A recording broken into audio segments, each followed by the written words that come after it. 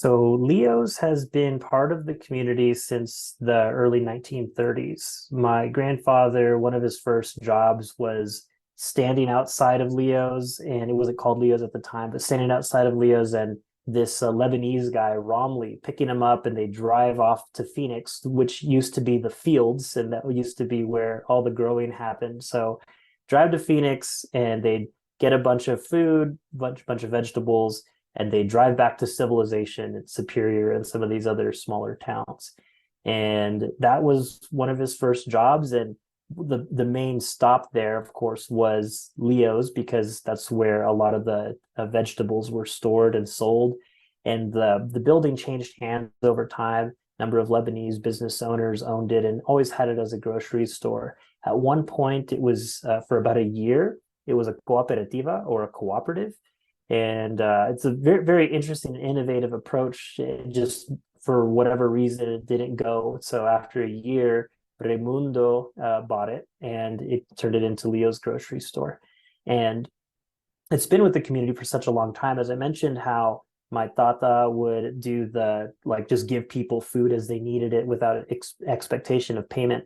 That's not something that's necessarily unique to him. It was just part of how we all work together, supporting each other. And you could see that in the way that Raimundo would do business, which is he would have all these bills, this big old stack of bills on the shelf. And if I walked in there when I was a little kid walking from my house over to Leo's, he'd look over at me and he'd hand me a candy bar and he'd say, "Put it on Tata's bill?" I'd say, "Yeah, let's put it on Tata's bill." Then he'd just go find my Tata's name. He'd write down one candy bar, however much it was, put it back on there. And I just walk out the door. And that's how people interacted with Leo's. It's like there was this implicit amount of trust amongst us all. Because otherwise you just wouldn't do that. You wouldn't say, here's your groceries, pay me when you get paid. Otherwise, like a system like that really wouldn't work. But building off of that, the way that it provided sustenance, nourishment to the community, but also this level of trust and connectivity, that's like just part of the heart of what's in the building and what it means for people who've been here for some time. So when Raimundo died, his son spent some time trying to keep the business open. He ended up shutting it down, and the building went up for sale. And it was right around that time that I was working on coming back to Superior. I had left and built my career and did that whole thing and was coming back to Superior. And with this property for sale, it just made so much sense. This is going to be the community center. At the time, it was like, this is going to be the bioregional training center. That was the idea. I mean, that went in a lot of different directions in the beginning.